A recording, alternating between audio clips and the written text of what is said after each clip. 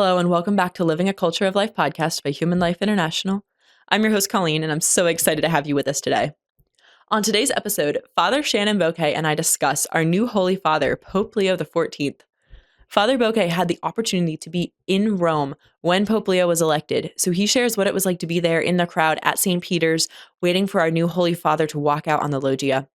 We also discuss who Pope Leo is and what we can hope from him, especially regarding life and family. It's a great conversation. I really enjoyed having it, and I really hope that you enjoy listening to it. Also, if you're listening on our audio platforms and you've been enjoying the show, if you could just take a moment and leave us a 5-star review, it's really helpful to help us reach new audiences. And without further ado, please welcome Father Boquet to Living a Culture of Life.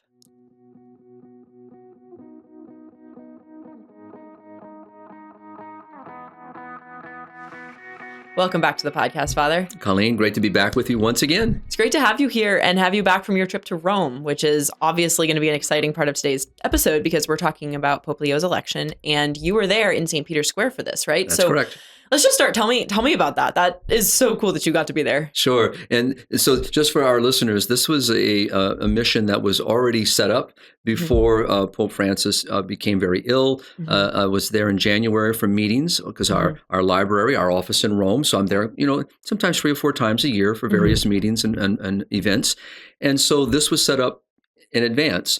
And actually, we were supposed to have some meetings with some of the Vatican offices to discuss some programs. Yeah. That all obviously changed when Pope Francis became very ill and eventually would die. And so all that, became silent, until obviously the new Pope would be chosen. So I found myself in Rome, with things already set up. Some of the, smaller meetings, I call smaller, were, not with the main offices, still happened. And so I went to Rome. And of course, as you already know, Colleen, I had a pilgrimage also as well, kind of wrapped up in this trip with the Catholic Daughters for the Americas, the Oklahoma state, and Catholic Daughters. And so all this was set up.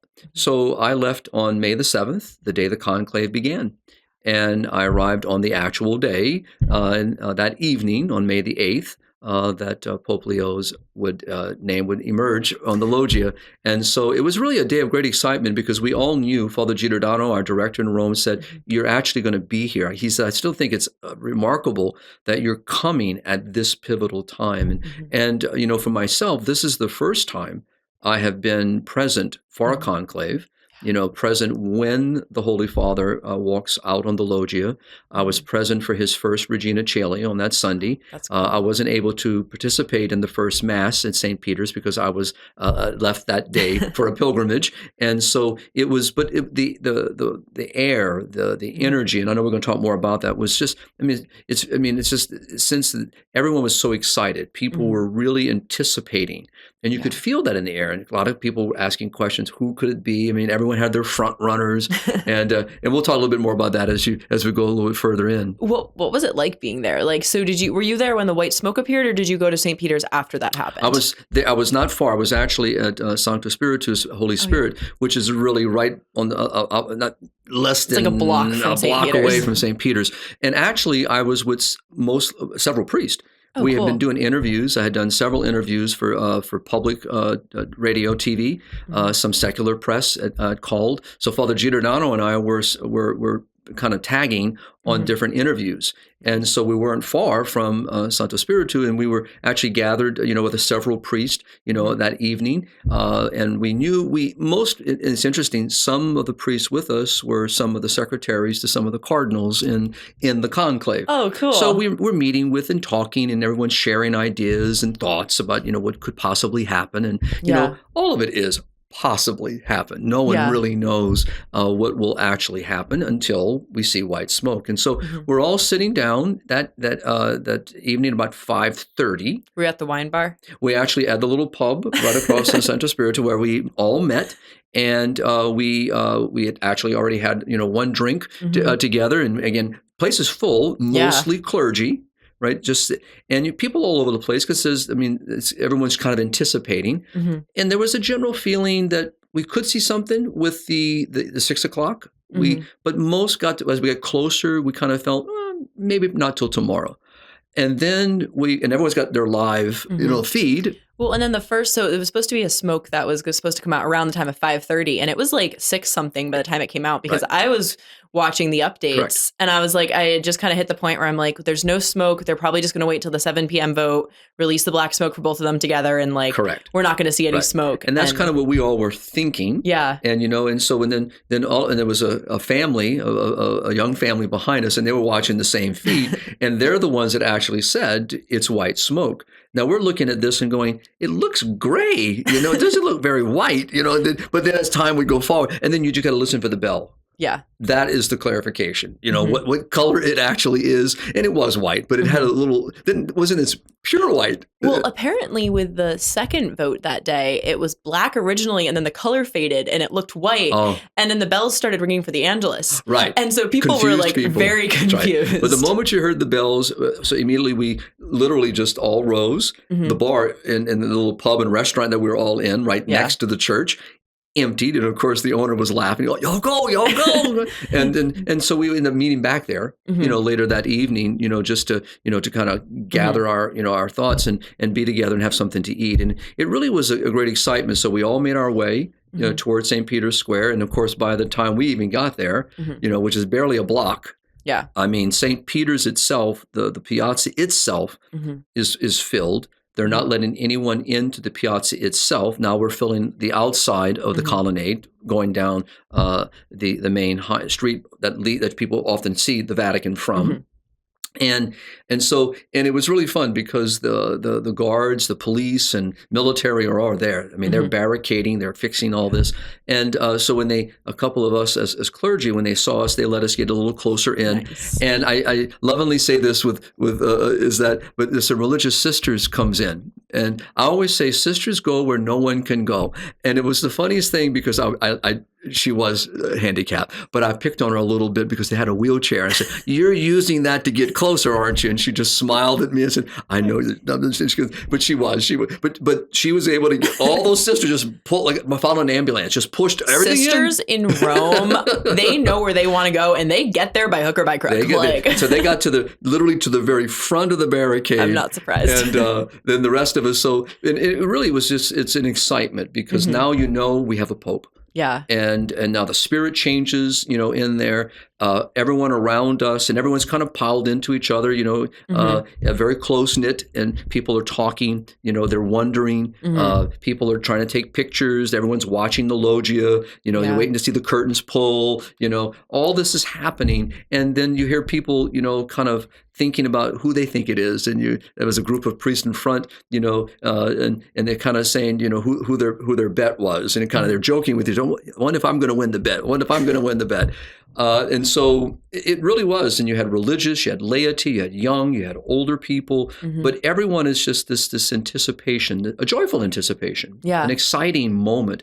I mean, it is historical without any doubt. And anyone who's been in those moments before knows what I'm talking about. I mean, it's a moment in history, that we're participating in, and to be actually there on those grounds when these things unfold is more than moving. The word moving doesn't really capture. It's the word amazement to see the church alive, the living church. Continuing that which has been entrusted to her, to see through the cardinals the election of the successor of St. Peter, to have his announcement through the beautiful Habemus Papam, something that people have now learned, that terminology. And that's something that's been done time and time again throughout our history. To know for myself, I'll be 59 years old in July. And so, my age has already seen, several popes, but to be in that square at that moment, to be in that time there's no words to capture it. Oh, that's beautiful. Yeah, I'm so excited that you got to be there. And I was really excited. I know that we had to delay this podcast a little bit, waiting for you to get back from the pilgrimage, but I was excited. I was like, it's going to be worth it because I want to hear what Father's experience was actually being present. Because, but I was on the plane back from Rome that day. That's right. I had been in Assisi the few days before, so I had missed all the, I saw the pre-conclave Rome. didn't realize it, but I saw the chimney for the Sistine Chapel. I didn't actually know that was something that gets only put up for the conclave. Exactly. So I have it in my photos that I took, but I didn't know what I was looking at when I saw it. I was like, oh, one of those like things over there must be the chimney. Were you able to visit the Sistine Chapel? No, it was already closed. They were like putting in the floor that for the, for the conclave and all so of that. forth, yeah. But yeah, it was like cool. We're on like the flight back from Rome and we're all like super jet lagged, and we had like the in-flight Wi-Fi. So we had it up on like my family's like tablet. And I was like, I don't know if the Wi-Fi is good enough that if I click on this video on Twitter to play it, I think it's going to stall. So I was like holding it, like we couldn't hear anything, but I was like, it's getting just enough that I can see enough stuff that's going on. And there was like these like teenage girls like in the seat behind me that were like peering over, watching it. And we're all even like at 37,000 feet, people are excited. Yeah.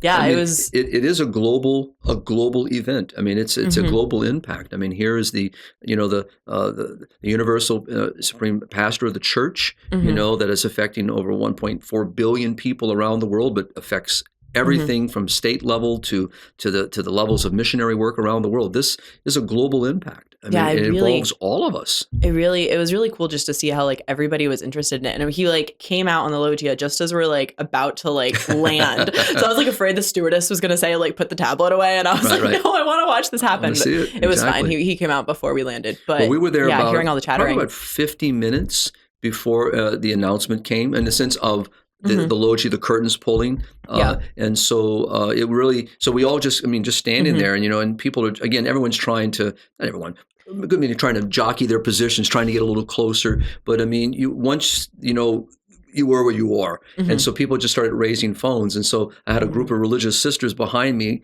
and I'm not tall. So, I mean, the moment someone taller than me stands in front of me, I'm not going to see anything. And the very sad thing is, I don't know why they didn't do this, but they're beautiful. As you know, there are large screens, monitors toward the front. I wish they would have placed some further back as well, because they knew there was going to be such a great crowd. It would have been wonderful to have the TV vision I'm surprised as well. They didn't. Yeah, me too. But we all used our phones. And so I had my phone way up, and the sisters kept telling me, raise it a little higher so we can watch. Yeah. So I was able, because I had a newer phone, I was able to zoom in. I mean, he still looked like a little dot, from where I was standing, but it was clearer, and we watched it from there. So you were able to watch, the whole announcement, watch him walk out, so people, again, was just very excited to see that. Who did you think was going to get elected? Like a lot of people had different guesses about who they thought it was going to be. Who was did you have a specific person? For myself, I know we talked around the office several times of, so the so-called Papali, those who people thought had an opportunity, a chance. I mean, we all knew that Cardinal Erdo out of Budapest, Cardinal Parolin. We heard the names Pizzaballa from Jerusalem. I thought it was going to be Pizzaballa. If I was to put a bet on somebody, it would have been him. Well, we heard Sarah. We heard several names, even Prevost. So we did hear, that Cardinal Prevost was considered in the list. But so there were many people, and everyone had their kind of you can hear around people kind of who they thought and so forth. And even when you heard the name, you can tell that, that very similar to Pope Francis, when he walked out on that loggia, that people kind of paused, and, when they heard the name, Bergoglio, kind of, who is that? You're trying to listen. Yeah. You're trying to listen. And so when you heard Roberto, the priest next, can't be Sarah, and so then you heard Francis, and then you heard Prevost, and so and then people kind of paused, and you heard it. You can actually, if you go back and listen to the video within St. Peter, there is kind of this little the noise level quiets because they're listening, but they're not necessarily familiar maybe with the name, and then when they hear the name Leo, now it all elevates. So now people, because even around us, who. Because you couldn't always hear either. Because, the speakers where we were not the most clear. So you had to really pay attention. And so eventually, once, and people were, the prefect for the college, and then eventually, people said, that's who that is. And so, but when they heard the name that he chose for, was very beautiful. People recognized, especially religious clergy, around, especially where I was standing, immediately recognized what that meant. Almost everybody's first impression of him, of people that I've talked to, was just like, I trust the name. Like, he chose the name Leo, and that name gives me so much hope. It's like, even people that were like, I don't know anything about him, but it was like the way that he came out in like the traditional garb, and then the fact that he chose the name Leo, they were just like, okay, this gives me hope, and like I'm excited for him to be. It'll Pope. be good. I know we're planning a podcast to talk about Leo the 13th, Yes, and talk about the great tradition of which Leo the 14th now follows. And when you go to the Sistine Chapel, one thing becomes very evident: the name Leo is very significant in church history, from Leo the Great, first, all the way down through the Leos to the 14th, and so he really is in a great legacy of great shepherds, who have given to the church, in very key, pivotal moments of history. So I really do, and I know we'll talk more about that, especially when we talk about Rerum Novarum and so forth. But the contribution that Leo the 13th gave, and what we hope the contribution that Leo the 14th will bring in this moment of need in a world that, again, has lost sight of God and has lost sight of truth, and that the systems and ideologies of the day that need to be challenged and confronted. So again, I think people are hearing that, and they're recognizing that in the conversation. I know over dinner that night, that was the conversation. Well, it seems to indicate, too, that he recognizes the pivotal point in the church history, and like the fact that there is such a need now for another Leo. Like, in humility, recognizing that he's been chosen for this position, and saying like, okay, this is like who I want to imitate going forward. Well, even his Episcopal motto, one in Christ, one in unity. I mean, it's so so again, all this speaks volume, to many, and now it's a matter of just allowing things to unfold. I mean, and giving and being patient as they unfold, because we, people have a lot of expectations and wants, but we have to really allow time, and some things will obviously we'll be very pleased with, some things we may be disappointed in, but we have to give time, because this is something, again, he himself is stepping into. And having to understand, and the complexities, but but on that day, again, as everything's settled, and he walks off the loggia, curtains close. Well, the square now, you got to. And one thing good about the Vatican, they know how to bring people in, and they know how to exit people out. It's amazing how it does, and it works very efficiently. So apparently the priest who is bearing the cross up on the loggia is from Armel's diocese. So Armel is our affiliate in the Côte d'Ivoire. So Ivory Coast, yes. Yeah, the Ivory Coast. That's good. In French, and apparently he's from the same diocese. Oh, so, beautiful. Yeah, so beautiful. I thought that was just like a little cool fun fact. And I know you're going to go through some of the comments from our field, which I think is beautiful for people to see, because again, everyone is, and I said, even over dinner that night, over just kind of visiting with priests, there were a lot of lay families around you. And one thing about this is that people were amazed that it was the second person from the Americas. Yeah. First, Pope Francis was from South America. We have now Pope Leo from North America, and I think what people immediately kind of gravitated toward, that he's an American. Yes, born in Chicago, studied in the States, obviously a beautiful Italian and French heritage, family and history, his ethnic background, but the idea is that that to look at. It's broader than that. He is from our beautiful country. He is definitely rooted here. And so we are very blessed, to have, but he's also has this global, character, which is so beautiful, and being religious and Augustinian. He obviously served the church in Peru. He served his religious community as superior. He speaks, I believe, I'm not sure if he's fluent in all the languages, but I think Speaks 5 languages. Of languages. Yeah. We all know that Emil Hagamu, who's our director for Anglophone Africa, for English-speaking Africa, he's from Dar es Salaam. We know that Cardinal Prevost visited Dar es Salaam and does speak some Kiswahili. I didn't know that. So That's cool. all these kind of things. So he really has a global personality.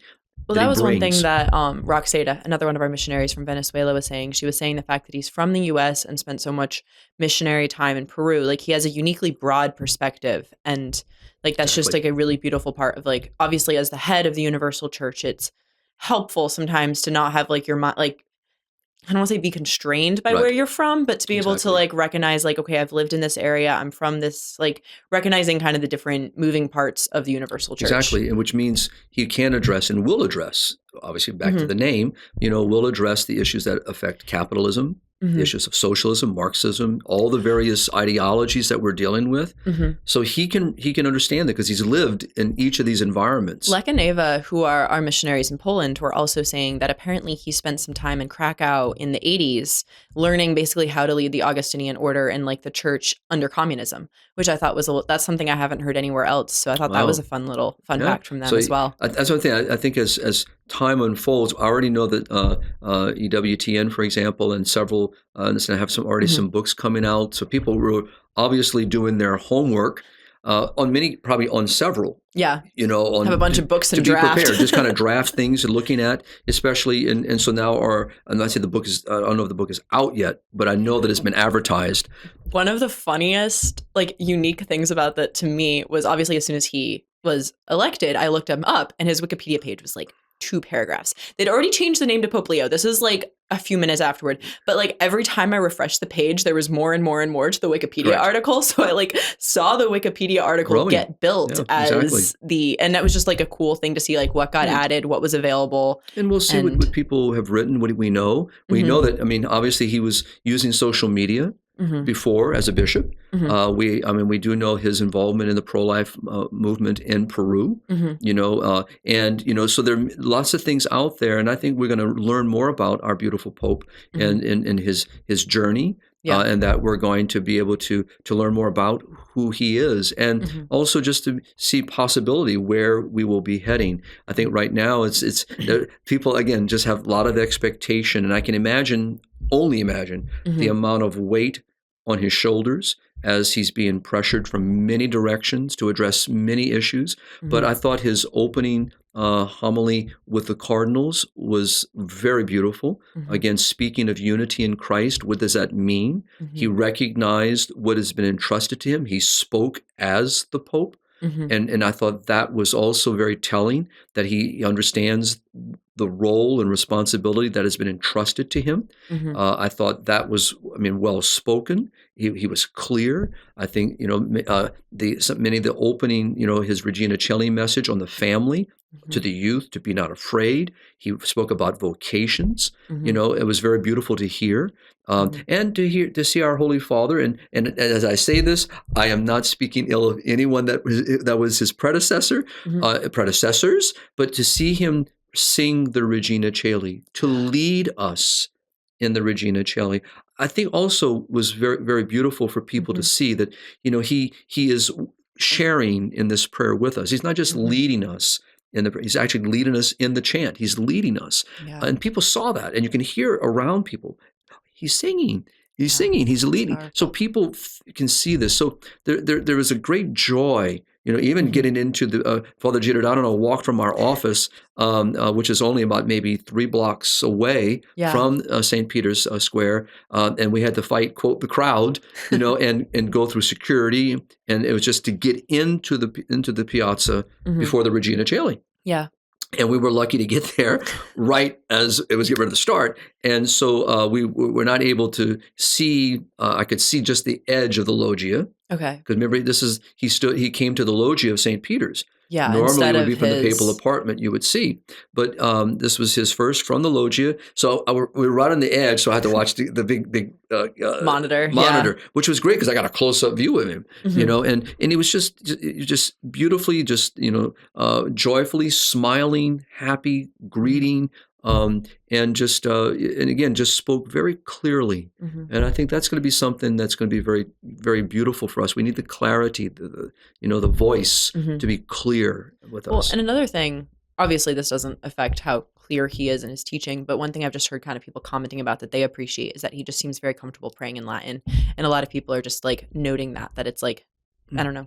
I guess a lot of people see it as a good sign. And I think there's just something kind of beautiful about that, of just being familiar with the language of the church. Well, people are, again, like I said, all have, and I think what's important as we pray for him is the clarity. One thing he comes out prepared. I caught that very, very immediately. There's a text. So when for the Regina Coeli especially, there was a text in front of him. So even when he was presented on the loggia, to the world, there was a text, or at least you can tell it was prepared. He was very clear that is also refreshing. And again, I'm not speaking ill of anyone. I'm just saying that, to what we need today, is this clearness of voice, clarity in what we say, and in calling us back to the faith. Even him speaking at the recent Regina Coeli, to asking people to please pray for him. Yeah. Again, just reminding us of our obligation to him is to support him through our prayer, to support him with our love and our care and our desire that he live out the will of God as our Holy Father. And to really pray for him as he's talking. You can almost hear the difficulties. You can almost hear maybe I use the word threats here, just the people, all the various things that are being pushed upon him, that for him to be clear, to have clarity of thought, clarity of mind, clarity of intent as he addresses the various issues that he will address. Gives me that perception, at least in personality, where he seems like someone who's like a little bit more introverted, a little bit more thoughtful, and who like wants to be prepared before meeting people. And that I think is a good thing. Like even if it means that he kind of holds back and thinks things through before responding, that means that you're getting a response that's been thought out, and hopefully we'll have that clarity with it. What I love also is when they I saw some video of him entering the papal apartments for the first time, and you can see the joy, being overwhelmed, just the humility of it all, and as I said, these first few weeks are truly have to be overwhelming to the realizations that are in front of you. And I think obviously as those things settle, and then the realities of all the other responsibilities, obligations, and duties begin to emerge. And as you brought up earlier, because of the very fact that, he's already showed that he's coming out with text, he's making references, probably already beginning to write the first encyclical that he spoke of. He's probably already drafting, working, on this. So I think that'll be probably quicker than people think too. What are some topics that you think that he's going to address? I know that he has already mentioned artificial intelligence. Right. What are your thoughts on that? Or what are some other issues that you think are in the forefront of things that he might address soon? I think, people are probably a little amazed that he would mention AI. But again, Pope Francis had talked about AI. We know that the Academy for Life, has been talking about issues of AI, artificial intelligence. And what Pope Leo is starting to talk about really are what are the complexities of this technology? How does it impact the human person? So I know we're going to come back to our Rerum Novarum and Centesimus Annus with John Paul II, but the idea that, looking at the human person as the starting point. And this is something Pope Leo has already made very clear in the statements he's made, that the starting point is always the human person. And how does intelligence, technology, how does it affect? What are the complexities that we're dealing with? So as you heard from some of in the mission field, talking about how does AI affect the issue of pornography? How does AI affect medical care? How does it affect, various ways of human life? How do other entities, organizations, how are they using AI? Yeah. No, Lek and Ava, who again are the missionaries in Poland, they were pointing out specifically that groups will use AI to kind of try to subvert people's view of sexual, quote, sexual and reproductive rights, trying to get people to see sex as casual sex and contraception and abortion is needed. And then they mentioned AI being used to create pornographic videos that are especially addictive. And then also how it can, is beginning to be used for genetic selection in IVF. And obviously IVF shouldn't be done no matter what, but you're going to see more and more of this kind of eugenic mindset as AI can get involved there. Absolutely. And I think that's why so it's just not the issue of artificial intelligence, how it affects us in our military, how does it affect countries. You're going to see him when he's going to address it. It's going to be all that you just mentioned and so much more. And it's not necessarily saying that throw the baby out with the bathwater, never do AI because it could have some bad things, but okay, this is a technology that has been developed.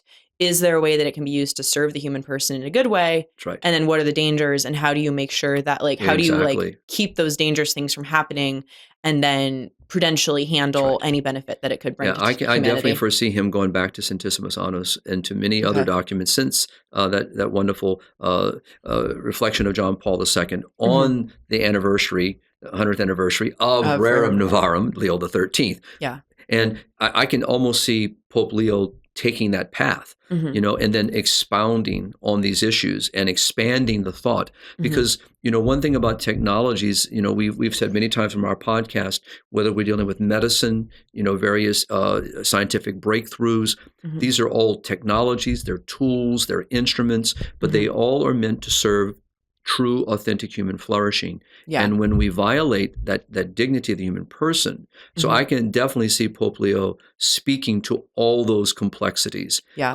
And whether it'll be an encyclical, which I think he's what he said it would be, it could be an apostolic exhortation, it could be a reflection on, I don't know how he will address it. Well, and he's also coming at it from a STEM background because he was a math major, I believe, which is also just helpful because I think that when you're addressing a technological topic like that, it's helpful to kind of have the scientific credentials so that people are more willing to listen to you.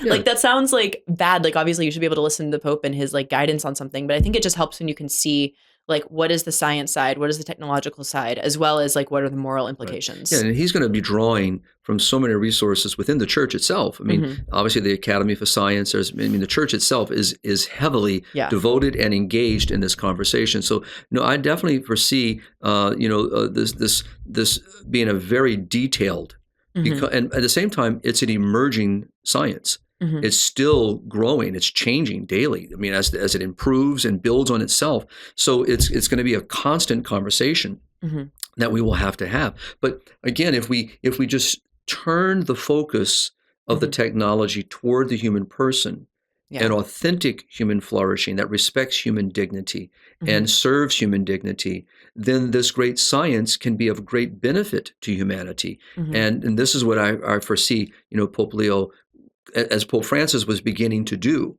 is to address it from that perspective. He's going to make it his own now. It's going to be his, and how he will develop that thought. And obviously for him to mention this all from right from the beginning means it's something that's been on his mind now for some time. So it's something that's very much he's concerned about and wants to address. And like you mentioned, but just to our audience, we are planning on doing an episode like discussing Rerum Novarum and like the great social teaching that was talked about there. So keep an eye out for that coming shortly. Absolutely. So it's too big of a topic to add into this one. I'm excited, about that. And I do see that it will then bridge toward medicine.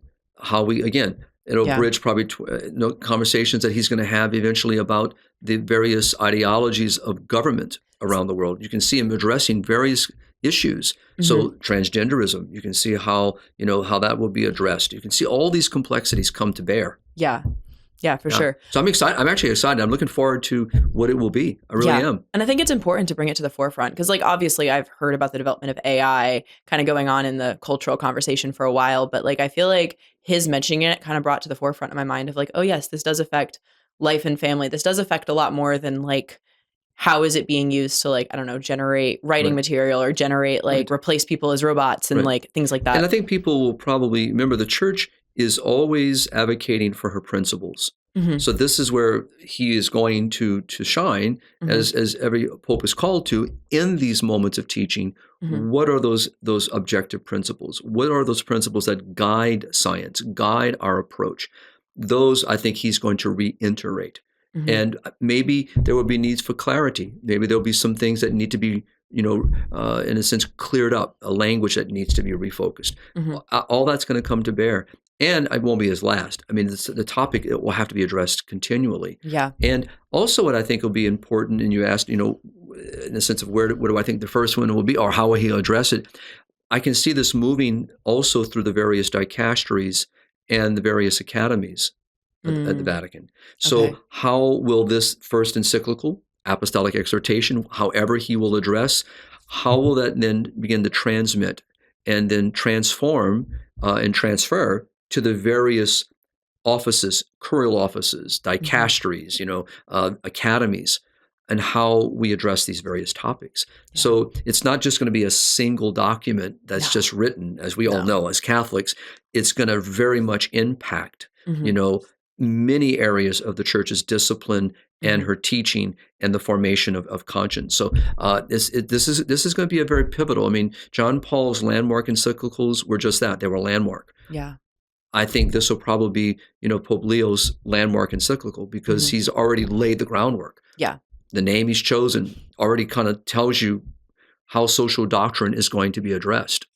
So now we just got to give him a chance to put, whether it's pen and pad or type it away, got to give him and his staff a chance to now develop his thoughts. What do you think what do you see him doing with regards to things that affect our mission? So obviously like the pro-life issues, euthanasia, marriage, like what do you see happening there? Well, as I wrote in my column, on the election of Pope Leo, and it's just kind of talking about what we already are seeing. And one thing that was very clear, were some of the things we already know of then, Cardinal Prévost, Bishop Prévost, Father Prévost, and how he was already talking about some of these issues. And so, as I mentioned, when he was bishop in Peru, he was, showed video of the March for Life. He's calling people, to stand up for life. So he's been very, very vocal on this issue. I think more than it's out there.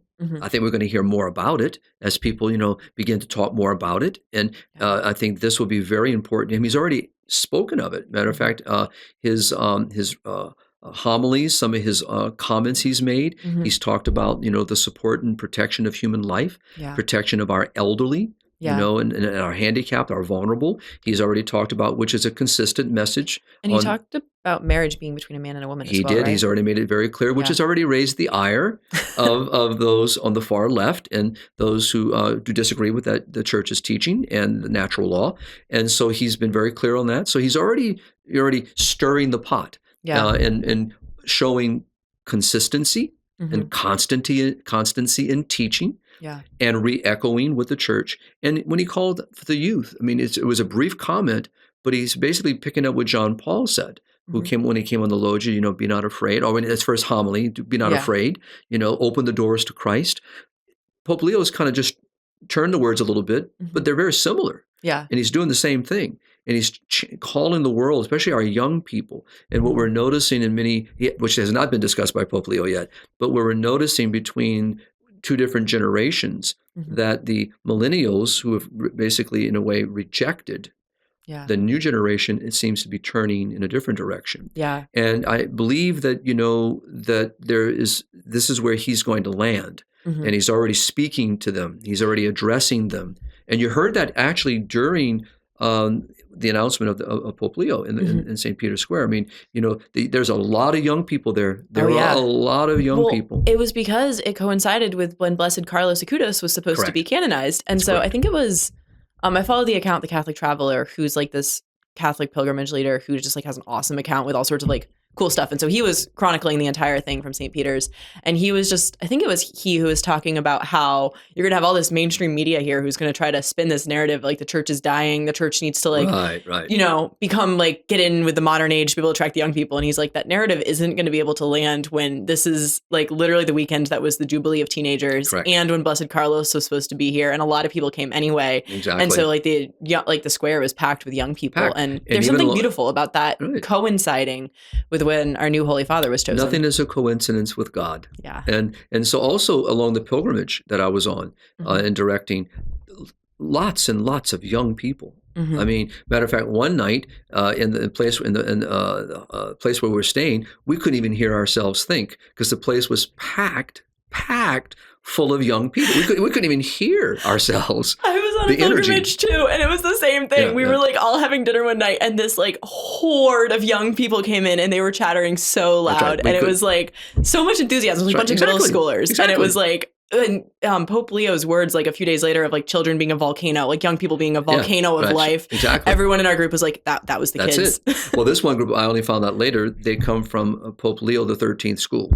No. Yeah, I saw a T-shirt, and that's how I learned who they were. Whoa. But the energy. But you saw that everywhere. Whether I was, in San Giovanni Rotondo, whether I was in Loreto, no matter where I was, throngs of young people, young families, young couples, and it's an excitement. And this is what the Holy Father will pick up that wave. And very similar to John Paul, different era, Mhm. different group of people, but the challenges that John Paul spoke to, that Benedict spoke to, that Pope Francis spoke to, now Mhm. Pope Leo will speak to. Yeah. And he's presented a very different situation. I Mhm. mean, literally, things are changing that quickly Yeah. that now this is his moment. This is what's been entrusted to him. And Mhm. so we have to really pray that the wisdom and the insight and the openness and the listening begins to, really does build the Holy Father to Mhm. be able to address these issues. And we're looking for leadership. We're looking. So that's why, people were, in a sense, because of his closeness to Pope Francis, in a sense of Mhm. being elevated called to Rome by Pope Francis, first of all, to Mhm. be the prefect for the College of Bishops. Secondly, being elevated, to cardinal by Pope Francis in 2023, Yeah. and so there's going to be some affiliation, obviously, with the whole previous Holy Father, and Mhm. that's going to be some good things that I hope that he will continue to pick up, and that Mhm. is to show the face of humanity. And he's Mhm. already done that by talking about migrant workers. He's talked about immigrants. He's talking Mhm. about different things.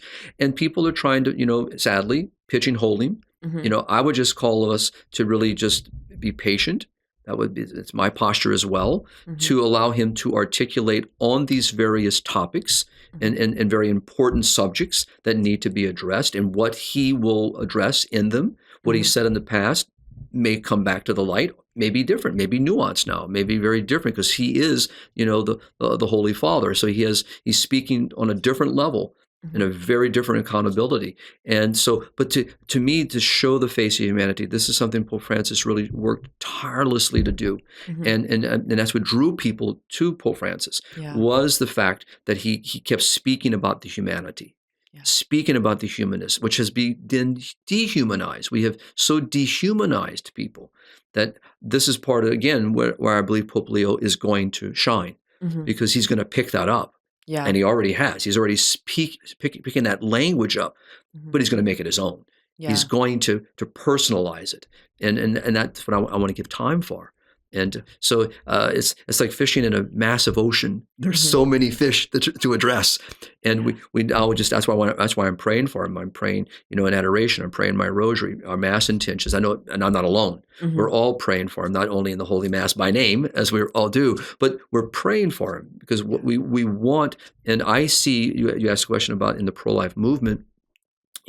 If I am given a moment to sit down with the Holy Father, which I pray will be realized, I believe we're going to share many things in common, Mhm. many, many same concerns, the family. Yeah. We have to protect the family. We have to defend the family, and we have to speak. This is something that I say as a healthy criticism Mhm. in the interregnum before the conclave, and Mm. in all the various congregations that were happening. There was a lot of conversation about the family. Personally, I wish it had been picked up ever more, Mm. because, as you've heard me say probably too many times, but it's true, is if we get the situation regarding the family correct, Mhm. if we teach what we authentically believe about the family, and we begin as a church to support the family, not just in words, Yeah. support the family, build the family, these other woes and difficulties will be resolved. Yeah. So I really believe, listening to Pope Leo speak about the family already, Mhm. this is going to be something very, very much up in the forefront of his Mhm. concern. And so, and it has to be, Yeah. whether that be in Africa, Mhm. whether that be in the United States, and people are going to receive it differently, but it's the same issue. Yeah. The issues in the West, a plague is affecting our families. Mhm. And in Africa, in a developing world, it's the West Mhm. striving to impose its ridiculous ideologies on the West. Yeah. And to hear the African bishops speak, we Mhm. we will not comply. We're not going to give way to this. But the Yeah. pressure is real, and I'm hoping our Holy Father, and I shouldn't. It's not a blind hope. I'm confident Mhm. in that hope. Yeah. He's going to speak to this. Well, and that was one thing that our missionary Alois in Rwanda was saying, is that he was like, as like Pope Leo has this powerful voice at the UN, it's hopeful, like Alois was hopeful that Pope Leo would kind of use his position to, advocate for the places like Africa that are getting all this pressure to impose these like toxic Western ideologies on them, and that Exactly. Pope Leo could kind of stand up for those nations. And so I hope that he does as well. Yeah, and today, it's interesting. We've been in this Easter tide as we're, approaching, Ascension Thursday. We're approaching Pentecost, and that the gospel and the readings of Easter are so rich. Yeah. I mean, to me, what a beautiful moment for the Holy Father in this Easter season to have all these readings just really reflecting apostolic zeal. And and to hear Paul and speak in season and out of season, no matter what popular opinion was, stay the course, preach what is true. There's something in these all have to be bouncing around as Pope Leo now as a Holy Father is praying the daily Mass, praying with the Liturgy of the Hours. These are all speaking to him in very, very powerful ways. And so to me, there is no coincidence that's the time. And I really believe that these are filled with grace, filled with opportunity, and if I may, the Holy Spirit kind of like a woodpecker, just kind of pecking away, chipping, and saying, "Hey, did you hear? Did you this?" And all that's got to be bouncing around. And I know it's doing it for me. Yeah. I mean, and I know it does it for you. Well, and I think it's also important as lay people because just thinking about what you had said of I'm sure there's gonna be things that he does that we're disappointed by of just again, just always remembering the weight on us of we need to be praying for him.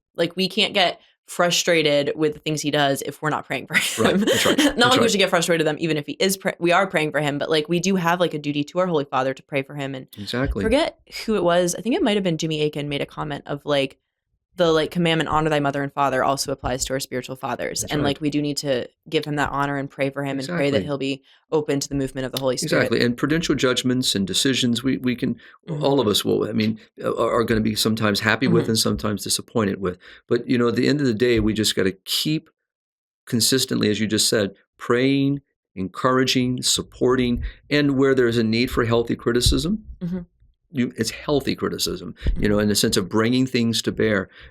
We're speaking of one person, that's got the weight of the world upon his shoulders, and needs our support spiritually, and in our comments and our words with others to encourage them to do the same. And so we have to surround him with spiritual bouquets, so just constantly throwing these things of grace, blessings toward him, as we do with all of our bishops, all of our priests, all of our spiritual fathers, and with our consecrated men and women. We have to support each other, and if we're asking him to support us, then we have to support him. And so I also within this great movement, I think that especially I'll be interested to see very much of the issue of in vitro fertilization, of the reproductive technologies, how Pope Leo will address them. I think these are, again, I think there's so much in the pot that he can exhaust his whole pontificate addressing, and he will, because they are so important in today's moment. And I really believe in my heart, I hear this around the world in my missionary travels and with our team that I speak to on a regular basis, that we know that where things are currently is not sustainable.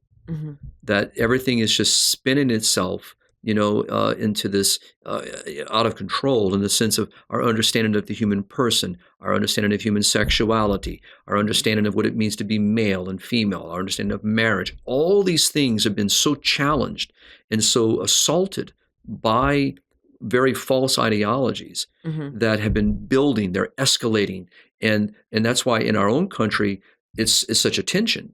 Right, and that's what I mean by the fact it's just not sustainable. We can't continue this. Just can't continue. That and we have to pray that truth prevails. We have to pray that real, honest truth prevails. The good of the human person prevails, and the whole battle over abortion, the whole battle over transgender ideology, the battle over this wokeism that is plagued our country and the world, the Western world particularly, it's chaos. It's affected everything. Pope Leo steps, right? He was already in it, right? But now he has stepped into it in a very different role as the universal pastor of the church, as the Holy Father. His voice now has a different tone, very powerful, very meaningful. And I do say, I reiterate what you said, I believe that when he will speak, it'll be very thorough, very clear, and we will see the consistency and constancy of the church made visible. Yeah. Because it is the only answer. Vagueness does not work. Compromises never work. And watering down something never works. This is what we need. And and that's my prayer for him, and and at the same time, it's my prayer for myself. Yeah. It's my prayer for you. It's all of us. This doesn't just apply to him, but to the one that much is given to, much more is expected. Do you think that we as an organization are going to get a chance to work with him in any way? Well, we have been, in Rome now nearly 3 decades, with our office in Rome. For those that are not familiar, we're not far from Santa Marta, and if you look on the back side of Santa Marta on the Vatican Wall, we're right near that position, and we have one of the largest bioethic libraries in all of Italy. Matter of fact, I would say probably Europe as a whole. Almost 8,000 volumes of text in a very small space, but we have always had since then a very strong and active participation, and so I foresee that growing and continuing to grow, and opportunities presenting themselves. And someone said, well, he's a fellow American. Maybe, well, I do think that will help, obviously. But I do believe that, just the very fact that we've been supportive, continue to be supportive of the work of the church. And we are engaged in many conversations today. I wrote some of the Vatican offices who's already had some Curial changes. Not say Curial changes, they're Curial. The changes, I just wrote them to congratulate them, assure them of my prayers and thoughts, and look forward to meeting with them soon. Nice. So we have to build those relationships. Yeah. And we've been there. We will continue to do so. I'm, hopeful. Again, I think AI is very much a concern of mine as well, and it should be to all of us in the pro-life movement because of all the things you articulated earlier. And so these are going to be very, very important to Pope Leo. So I do believe that will also open doors. We should do a full episode on that sometime. That was one thing that as I was just as Pope Leo brought it to my attention, I was like, oh, that's something that we've briefly discussed in a couple podcasts, but I've never dedicated a whole podcast to talking about the pros and cons and how it could affect life and family. So that would be, right. I'm sure we'll talk about it a little bit with our Rerum Novarum episode, but maybe doing a full episode later with that. And I think as people as he begins to build the Curial, staff, the replacement of those that have now become of age and so forth, this also opens different doors, and new people come in, new expectations, new conversations begin. So I'm very, very excited about what's in front of us. And that's great. And I know it was very hard the last, several months, probably 6 months now, when Pope Francis being ill, a lot of things were kind of quieted down because people weren't certain what was going to happen. Yeah. They knew change was probably going to be in the very, very foreseeable future. And, and so many of the offices were just kind of waiting, to see, where to go. So now, that it's kind of the doors are opened. People are having the conversations again and looking towards, okay, hey, what do we do for the next workshop? How do we do this? So, yeah. Well, and he's also a younger pope, which, indicates hopeful stability going forward. Whenever you elect someone who's a little bit older, there's kind of this knowledge of okay, in 8, 9, 10 years, we might have another changeover. So this time there's a little bit of, okay, right. We're in this for the long haul. This is our Holy Father for the long haul. A little bit more of let's get to work, but also we have the time before there's another change. Exactly. So, and I think that, just the various, for the Academy for Life, the Dicastery for Family and Life, all these are very distinct groups that we work with, and dicasteries and academies that we work with, along with many others that are interwoven with each other, working on various issues that are similar. So this is why our office in Rome is so important, and why Father Giordano and our staff in Rome are always, diligently staying on top of issues. And also what's beautiful about our library is it's not just a library helping students study for their licenses and their doctorates, seminarians or lay faithful, but it's where pro-life leaders come. And so that's also the linkage. It's where bishops come oftentimes, to meet and to talk about, what can we do to help. So all these, and they're there for their ad limina visits. So that's also all this linkage is part of why it's so exciting to be in Rome. There's also that global dynamic of just people coming from all around the world. Right. So and it's affecting, many of the students, now themselves in their countries teaching. Some way actually have now bishops who were then priests. that have been connected to us, Cool. who have gone through many of our programs in Latin America, even come into the office in Rome, and so that we've helped over the years. So these are all beautiful stories. Religious superiors now. I mean, it's you never know who walks through that door. So what I'm hearing is that, like in like 20, 30 years, we might end up with an HLI educated pontiff. You might, and so that's why we invest in this great work so importantly, and why we give of our time and energy there, and why it's important to be there, and to be in the conversation, to be in the relationship building, and to have, as one cardinal said of HLI, that you are known here. And so which is a good thing, and so people are looking toward various organizations, and I say apostolates. That's what HLI is. It's not an organization. It's an apostolate that serves the church. Yeah. We are here for the good of the church and the glory of God, and so we are here to serve. And so that's what we make ourselves present to do. So it's and what you mentioned by some of the names is, as we did a year ago, May, when Pope Francis acknowledged HLI during the Regina Caeli, almost at the same time. Oh, almost the same almost weekend. Year to the day. Wow. And it was the idea of, because we had all of our European leaders there, and the Holy Father recognized us in that square with nearly 100,000 people, which is quite beautiful. Yeah. And and to be with these beautiful leaders from across Europe, this is what the church is, and that's what I'm going to end with, because that's what it felt like to be in St. Peter's on the day that the 267th successor or 266th successor of St. Peter emerged, to be part of something bigger than myself. Yeah. That's what this is about. Well, that's beautiful, Father. And thank you for this conversation. I loved hearing. I hadn't heard your perspective of what it was like to be there in St. Peter's Square yet. So I'm really glad that I got to hear that. Great. And I'm sorry you missed it by a week. Yeah. It would have been really cool to be there. I'm glad with the decisions I made, but there's also kind of part of me that's like, it would have been cool to be there. But maybe next time. Well, you're young, so you'll have your chances. Anyway, well, thank you, Father. And I hope this was helpful to our audience, just to kind of hear a whole conversation about Pope Leo. So thank you. Look forward to the next one. And to all of our audience, if you enjoyed this episode, please leave us a 5-star review and share the episode. It's really helpful to kind of just get our podcast out to new people, and keep on living the culture of life. God bless.